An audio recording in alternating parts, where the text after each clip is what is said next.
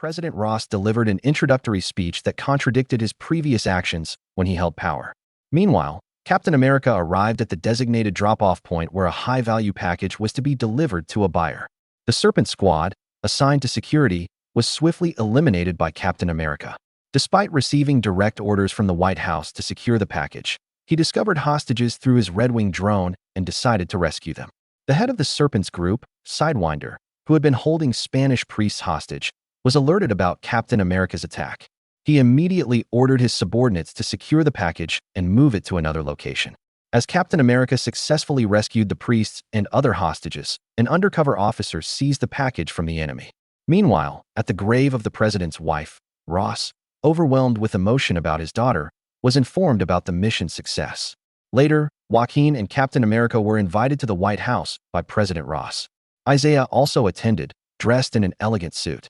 Ross, impressed by Captain America's swift and decisive action, acknowledged the package's importance for a treaty with Japan and requested Wilson's, Captain America's, help in rebuilding the Avengers.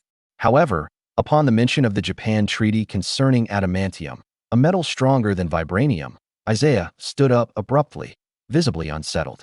Suddenly, the hall erupted into chaos. The president was attacked. Amid the commotion, Isaiah managed to escape, but was eventually apprehended by the police. Back in the meeting room, Wilson discussed the attack with the president and her security advisor, who strongly implied that Isaiah had orchestrated it.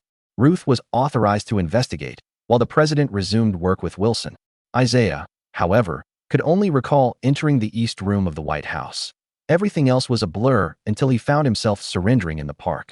Meanwhile, Joaquin reviewed CCTV footage and noticed synchronized flashing screens on both Isaiah's phone and those of the shooters. He immediately informed Captain America. Wilson was soon targeted for assassination, but narrowly escaped. Confronting Sidewinder, he demanded to know why he had come all the way from Mexico just to eliminate him. Sidewinder mentioned a deal with the buyer before Wilson killed him. Following the recent attack, international representatives expressed reluctance to proceed with the treaty, citing security concerns.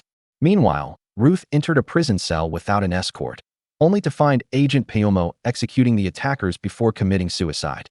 As tensions escalated, the president received a call from Warden Cooper, but before any exchange, the warden was shot dead. The killer picked up the call, directly threatening the president. Panicked, Ross immediately contacted Ruth, who was in the process of transferring Isaiah in a secure unit. He warned her to abandon the operation, as Camp Echo 1 had been compromised. Simultaneously, Wilson and Joaquin infiltrated Camp Echo 1. Red Wing disabled the fence and diverted security cameras, allowing them to enter undetected within 28 seconds. To their shock, they found a hidden laboratory within the prisoner cells, containing medical records of President Ross. The lab's system revealed optogenetic technology, a method used to hypnotize individuals through flashing lights and specific sound frequencies.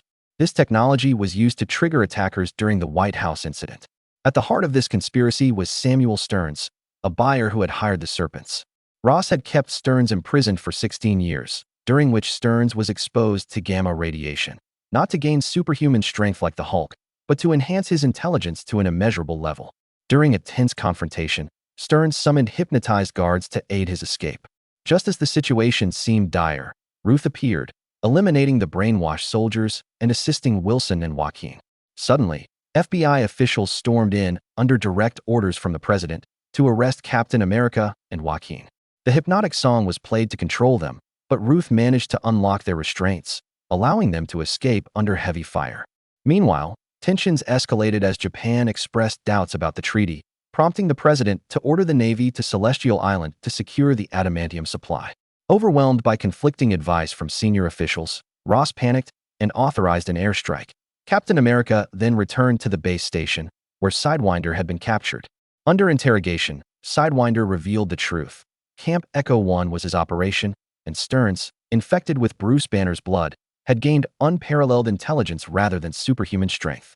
Seeing an opportunity, Ross increased the gamma dosage in Stearns' blood, hoping to further enhance his intellect and use him to develop powerful weapons, a move aimed at securing his political dominance. In return, Ross promised Stearns his freedom. To fulfill his objectives, Stearns hired Sidewinder to steal adamantium, intending to ignite tensions between nations and sabotage the treaty. His funding? CIA black funds, redirected to finance the entire operation.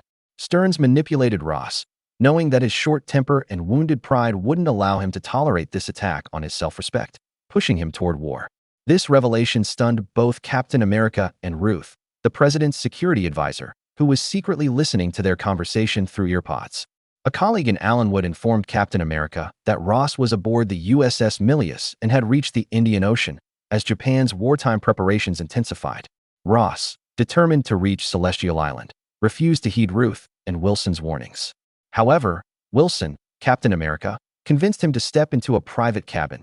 At first, Ross was furious when Wilson questioned his covert visit to Camp Echo 1. But in the end, he admitted the truth. Stearns had kept him alive with a specially engineered pill. Ross hadn't freed Stearns because he feared losing access to the pill that sustained him. He also revealed how Stearns was blamed for the destruction of Harlem, a catastrophe actually caused by Hulk and Abomination. Emotionally overwhelmed, Ross confessed that, despite his lifelong service to the country, his own daughter, Betty, despised him for sending the army after Bruce Banner. Captain America urged him to redeem himself by making the right choices in this critical moment. Meanwhile, Stearns had hypnotized 2 pilots, forcing them to attack Japanese fighter jets. Wilson and Joaquin sought permission to intervene and prevent the disaster. Despite fierce resistance, Captain America and Joaquin managed to neutralize the threat, but Joaquin was critically injured in the battle, while Wilson successfully stopped the rogue fighter jets using his Red Wing. Stearns contacted Ross and provoked him into ordering an all-out attack. Ross, drenched in sweat and struggling to contain his emotions, barely managed to resist the urge for war. Joaquin lay in critical condition. Wilson, emotionally shaken, was comforted by his old friend Bucky Barnes, who had come to support him before leaving for a fundraising campaign. Meanwhile, a military scientist discovered that the pills Ross had been taking contained gamma-infused molecules, designed to bind only to specific blood types. He rushed to inform Captain America, but was suddenly killed by a sonic pulse from Stearns that stopped his heart on the spot. As tensions escalated, President Ross made an emotional call to his daughter, Betty, inviting her to visit the cherry blossom gardens with him. He hoped to mend their strained relationship. However, just before a planned press conference, Stearns hijacked the broadcast, exposing classified details about Ross and his secret reliance on the gamma pills. In a shocking twist, the gamma molecules triggered a monstrous transformation, turning Ross into a gigantic, uncontrollable beast. Panic erupted in the White House as Ross, now a rampaging monster, began destroying everything in sight. Captain America, donning a reinforced suit, rushed into action but initially struggled to subdue the rampaging creature. Even military drones failed to stop Ross. Wilson ordered Ruth to evacuate civilians from Haines Point, luring the monster there for a final confrontation.